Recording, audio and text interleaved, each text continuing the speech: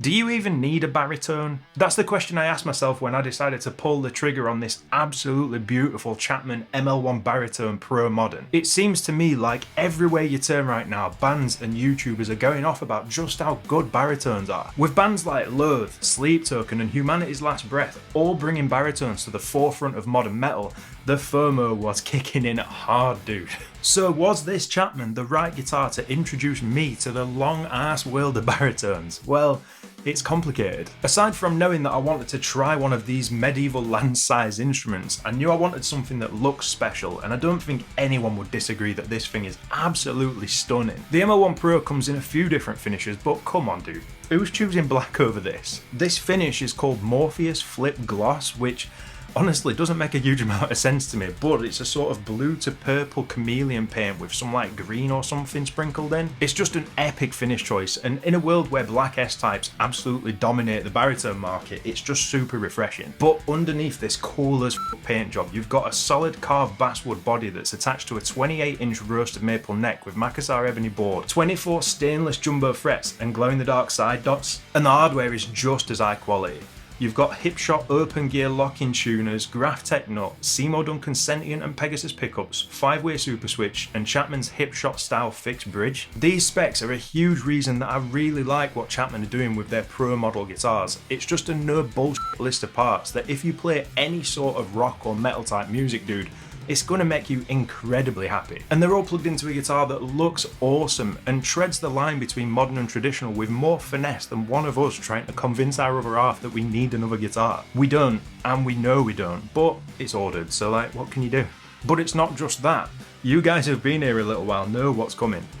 The neck is sick, dude. The overall quality of this guitar is just top tier. There's not even the smallest thing that I could point out as being a cause for concern, or even the tiniest detail that the most picky of us will grumble at. But the necks truly are the standout feature on every single Chapman that I've played. The amount of care that goes into the fretwork, dressing and board edges is just something that puts tons of other brands to shame. The fretboard edges are rolled perfectly and the feel of the frets is just icy smooth. I know I've been banging on about the quality of these necks for a little while now, but I'm not going to stop. They are absolutely killer. I've honestly never been so surprised at the quality of a brand before. YouTuber guitar brands get a lot of shit, and Chapman was the first one that I tried out of curiosity, and since then I've had 5 of them in my hands and all of them have been incredibly well built and massive value for what you're paying. Personally, I think that if you're one of the dudes that are talking shit about YouTuber guitar brands, then it's pretty obvious that you've not given them a fair shake, and you probably should. So here's where it gets really interesting though. Playability. If you're like me and you've never tried a Baritone 6 before, then the good thing to know is that there is absolutely nothing scary about them. It's just a 6-string guitar, but the headstock feels like it's 2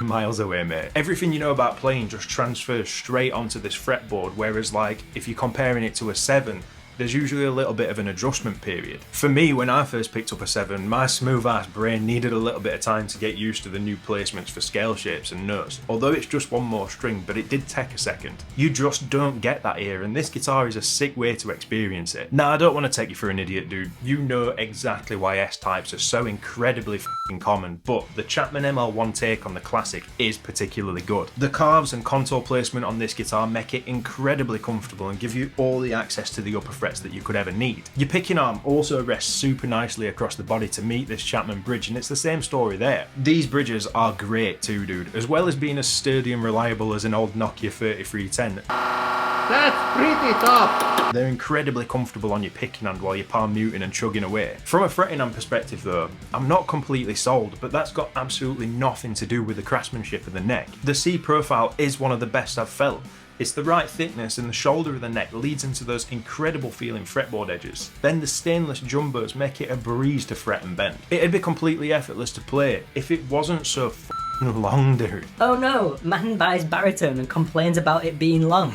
Wait, I'm not holding that against the guitar in any way. I bought this guitar specifically to see if I liked or needed a baritone, right? Well, it turns out that the length of the neck just isn't something I'm a huge fan of, and if you have average build like me, then this is worth knowing. If you're a tall dude and you know what you're getting yourself into, then just bear with me for a second. So the length of this guitar just isn't something that I vibe with personally. One, because I feel like I'm overreaching to get to the lower frets, and two, When I get there, the taper of the neck makes it feel pretty thin. It's just not my preferred way for a guitar to feel, and I've got quite a long reach for someone who's 5'10", but if you're bigger than me, then this is going to be much less of an issue for you, dude. The guitar itself though is an absolute breeze to play. It's comfortable, upper fret access is great, and you can pull the action down super low. Combine that with these jumbo stainless steel frets, and it's super easy to fret everything you want to. Did it make me want to be 3 or 4 inches taller?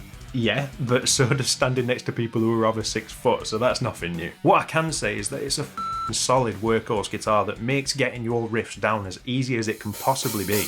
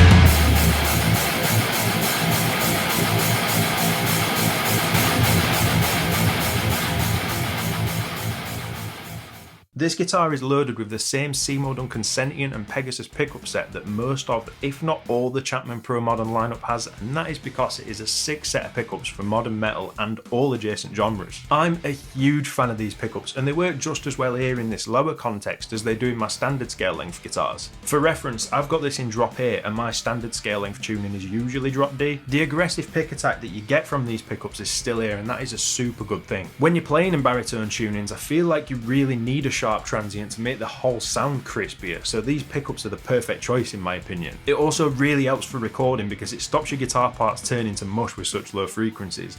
Granted, drop A isn't super low nowadays, but it's still well within mush territory. But these pickups are flexible too. Because they're a passive set, I feel like you get a lot more range out of these and can turn the guitar to whatever genre you want to, and you've also got the super switch to help out with that. It's a 5-way switch, but it's got some super interesting splitting options on the 2 and 4 positions, being the bridge and inner neck coil, and then the neck and inner bridge coil. I'm not going to say I use them a whole lot, because I f***ing don't, but it is nice to have, and they do sound great. There's not much more I can say about these pickups other than the fact that they're definitely a huge favourite of mine, and they've worked super well for me over loads of different tunings and scale lengths. But here's the thing, I think this guitar is a great option for a baritone if that's what you're looking for. Chapman have made another incredibly high quality and playable instrument that's just as suited to recording as it is to going out and playing some filthy riffs for people to throw down to. I think this definitely was the correct guitar for me to dive into the world of baritones with, and it's just a shining example of what you can do with them. In fact, Chapman have always made a point of having baritones in their lineup. It's like a core offering from them, so they definitely know their way around these long creations. The fact of the matter is, it just isn't for me. It's a huge amount of fun, but I definitely think I'm on Team 7 string. I just like my extended range guitars to be a little bit more compact and a bit easier to play, but I think that's just a me thing. But if you like the idea of a baritone 6 string, then this is definitely a guitar that you should try out. Get it tuned as low as possible and f***ing piss off your neighbours. Nothing will make you happier.